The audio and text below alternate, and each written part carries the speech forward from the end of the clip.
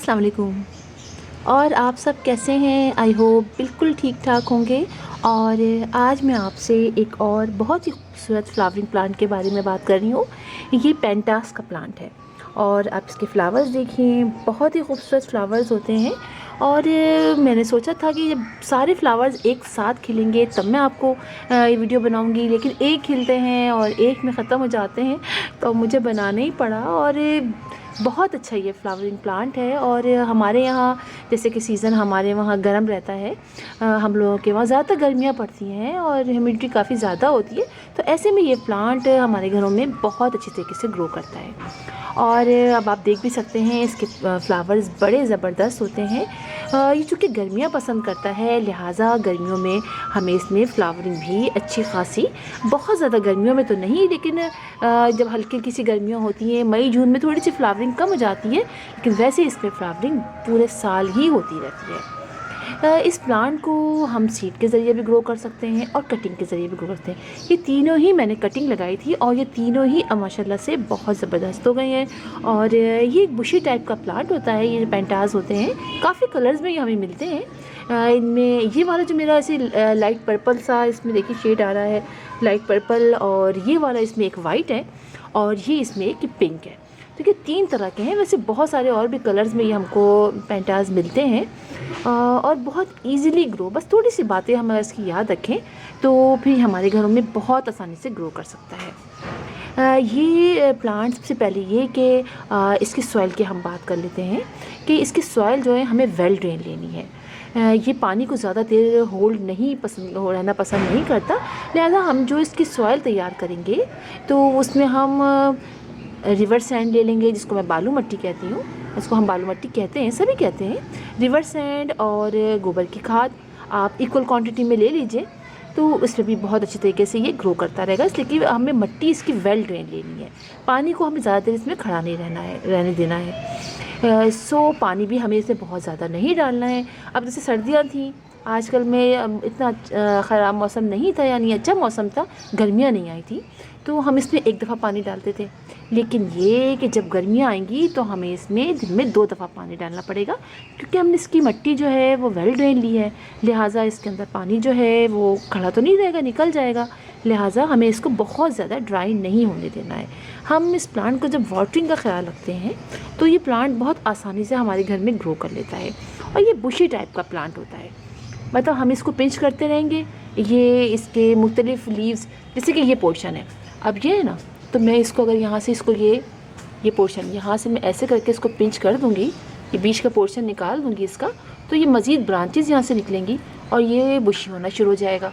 इसी तरह फ्लावर्स आपके सूखते जाएँ, आप इसको कट करते रहिए, तो ये बुशी से बुशी होता चला जाता है। और फिर साल के समझिए आपको 12 महीने तो नहीं, इसलिए कि कुछ सर्दी के सीज़न में थोड़ी सी फ्लावरिंग कम हो जाती है, लेकिन ये कि हमें ये तकरीबन काफ़ी महीने हमें ये पूरा फ्लावर से भरा हुआ मिलता है और बिल्कुल गुच्छों की शक्ल में इसके फ्लावर्स होते हैं, तो बहुत ही प्यारे लगते हैं।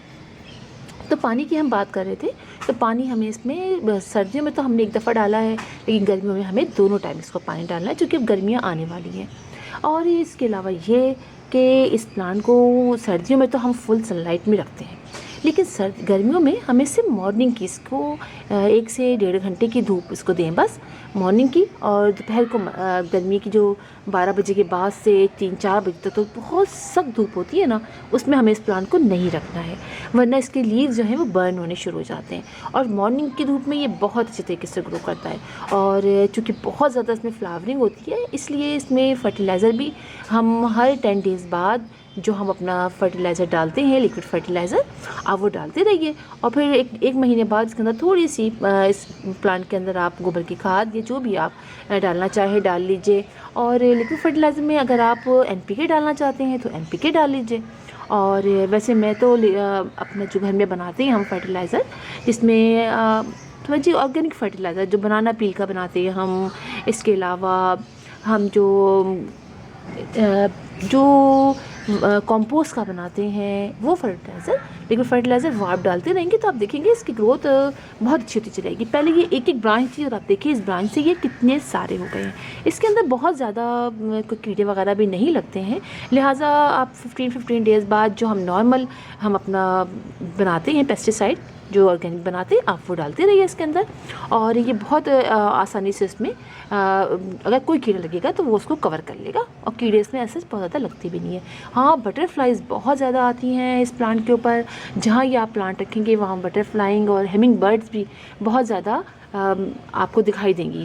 इस प्लांट जब बहुत ज़्यादा जो लगे होते हैं जहाँ पर गार्डन वगैरह में, वहाँ बटरफ्लाइज बहुत ज़्यादा आती हैं, इस प्लांट के सराउंडिंग में आपको दिखाई देंगी।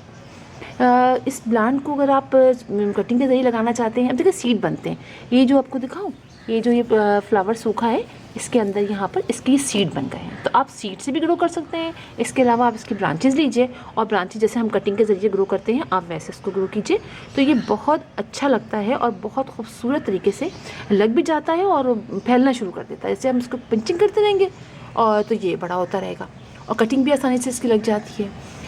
इसके अलावा ये जो है, इसके अगर हाइट की बात करें तो ये बहुत ज़्यादा बड़ा नहीं होता है, और ज़मीन पर अगर लगाते हैं तो हाँ 2 से 3 फीट तक ये हो जाता है, लेकिन पॉट्स के अंदर ये ऐसे ही फैलना शुरू, जैसे कि मेरा देखिए अब इतना बड़ा हो गया है ना, तो ये इसी की कंडीशन है, फैलना शुरू कर देगा। अब बाज़ का जब बड़े पॉट में लगाते हैं तो काफ़ी अच्छा ऊंचा सा भी हो जाता है, 1 से 2 फीट का भी हो जाता है। इसके अलावा आप इसको बॉर्डर के तौर पे भी लगा सकते हैं, वहाँ भी बहुत प्यारा लगता है ये, आप ज़मीन पर अगर लगाते हैं तो। मेरे ख्याल है मैंने आपको सारा ही कुछ बता दिया इसके बारे में। और हाँ, एक ये बात ये कि अगर आप छोटे पॉट में लगाते हैं तो उसमें भी ये बहुत टेस्ट लगता है, तो छोटे पॉट में लगाएंगे तो ये पूरा फैलना उसमें शुरू कर देगा। और छोटे पॉट में इसलिए अच्छा लगता है कि चूँकि ये बहुत स्लोली बढ़ता है, तो अगर आप पहले ही बड़े पॉट में लगा देंगे तो ये आपको लगेगा कि बहुत छोटा सा प्लांट है, लेकिन छोटे पॉट में लगाइए। इसके मैंने देखे लगाया हुआ है, और मज़ीद इसमें नीचे से नीचे देखिए इसकी ब्रांचेस निकलती चली आ रही हैं। देखिए आप नीचे ये सारी ब्रांचेस निकल रही हैं, तो आप ज़रूर लगाइए इस प्लांट को अपने घर में, बहुत खूबसूरत प्लांट है। और गर्मी में तो वैसे ही हमें फ्लावर्स की बहुत ज़्यादा कमी पड़ रहती है, तो ऐसे में ये हमारे घर में ग्रो करता रहे और फ्लावरिंग करता रहे तो इससे अच्छी क्या बात है। तो फिर इंशाल्लाह आपसे मुलाकात होगी किसी और वीडियो में किसी और टॉपिक के साथ। तब तक के लिए अल्लाह हाफिज़।